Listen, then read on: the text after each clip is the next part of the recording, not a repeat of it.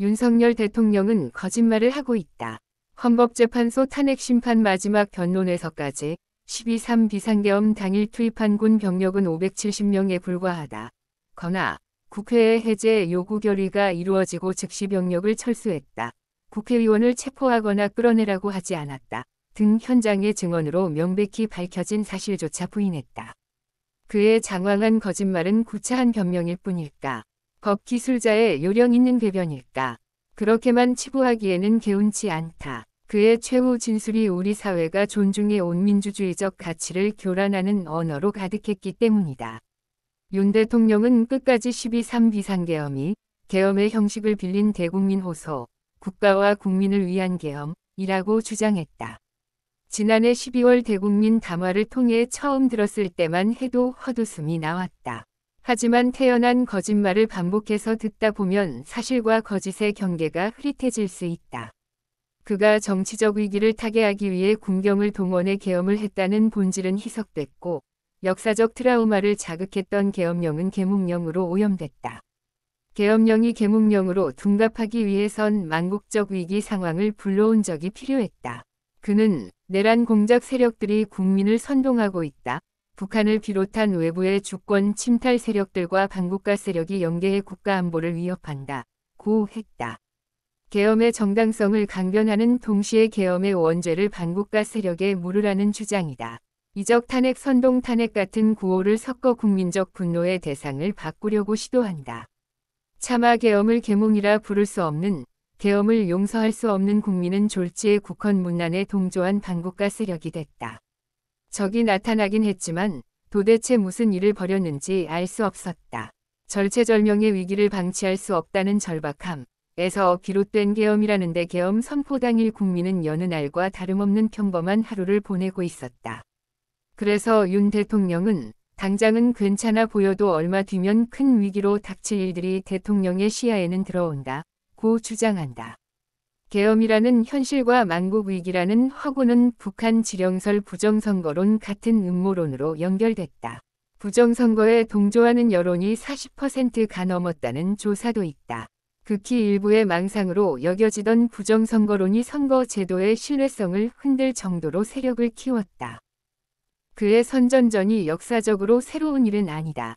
일관된 거짓말로 왜곡된 현실을 창조해 대중을 속이는 것. 정치철학자 해나 아렌트는 저서 전체주의의 기원에서 이를 전체주의 선전의 특징이라고 했다. 그래도 권력자의 구호를 합리적으로 의심하는 사람이 있기 마련이다. 이들과의 논증은 미래를 약속하며 피해간다. 윤 대통령이 직무에 복귀하면 또다시 계엄을 선포할 것이라는 주장은 터무니없다. 면서 개헌과 정치개혁 추진에 집중하겠다. 고 했던 것처럼 말이다. 오피니언 오늘과 내일, 우경임, 윤이 가장 큰 거짓말. 동아일보, 업데이트 2025년 2월 28일 23대 18만 2025년 2월 28일 23시 18분. 우경임 논설위원 구독, 공유하기 즐겨찾기 뉴스 듣기 글자 크기 설정. 우경임 논설위원, 윤석열 대통령은 거짓말을 하고 있다. 헌법재판소 탄핵심판 마지막 변론에서까지 12.3 비상계엄 당일 투입한 군 병력은 570명에 불과하다. 거나 국회의 해제 요구 결의가 이루어지고 즉시 병력을 철수했다. 국회의원을 체포하거나 끌어내라고 하지 않았다. 등 현장의 증언으로 명백히 밝혀진 사실조차 부인했다. 그의 장황한 거짓말은 구차한 변명일 뿐일까? 법기술자의 요령 있는 궤변일까? 그렇게만 치부하기에는 개운치 않다. 그의 최후 진술이 우리 사회가 존중해 온 민주주의적 가치를 교란하는 언어로 가득했기 때문이다. 계엄령은 계몽령, 언어 통한 현실 조작. 윤 대통령은 끝까지 12.3 비상계엄이 계엄의 형식을 빌린 대국민 호소, 국가와 국민을 위한 계엄이라고 주장했다. 지난해 12월 대국민 담화를 통해 처음 들었을 때만 해도 헛웃음이 나왔다.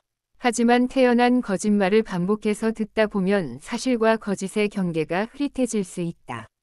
그가 정치적 위기를 타개하기 위해 군경을 동원해 계엄을 했다는 본질은 희석됐고 역사적 트라우마를 자극했던 계엄령은 계몽령으로 오염됐다.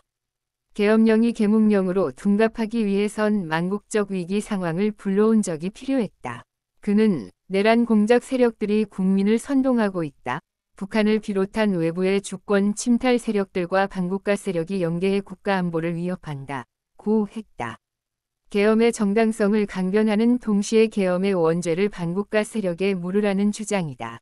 이적 탄핵 선동 탄핵 같은 구호를 섞어 국민적 분노의 대상을 바꾸려고 시도한다. 차마 계엄을 계몽이라 부를 수 없는, 계엄을 용서할 수 없는 국민은 졸지에 국헌 문란에 동조한 반국가 세력이 됐다. 적이 나타나긴 했지만 도대체 무슨 일을 벌였는지 알 수 없었다. 절체절명의 위기를 방치할 수 없다는 절박함에서 비롯된 계엄이라는데 계엄 선포 당일 국민은 여느 날과 다름없는 평범한 하루를 보내고 있었다. 그래서 윤 대통령은 당장은 괜찮아 보여도 얼마 뒤면 큰 위기로 닥칠 일들이 대통령의 시야에는 들어온다. 고 주장한다. 계엄이라는 현실과 만국 위기라는 허구는 북한 지령설 부정선거론 같은 음모론으로 연결됐다. 부정선거에 동조하는 여론이 40%가 넘었다는 조사도 있다. 극히 일부의 망상으로 여겨지던 부정선거론이 선거 제도의 신뢰성을 흔들 정도로 세력을 키웠다. 그의 선전전이 역사적으로 새로운 일은 아니다. 일관된 거짓말로 왜곡된 현실을 창조해 대중을 속이는 것. 정치 철학자 해나 아렌트는 저서 전체주의의 기원에서 이를 전체주의 선전의 특징이라고 했다. 그래도 권력자의 구호를 합리적으로 의심하는 사람이 있기 마련이다. 이들과의 논증은 미래를 약속하며 피해간다. 윤 대통령이 직무에 복귀하면 또다시 계엄을 선포할 것이라는 주장은 터무니없다. 면서 개헌과 정치개혁 추진에 집중하겠다. 고 했던 것처럼 말이다. 권력의 위기가 국가의 위기 아니다.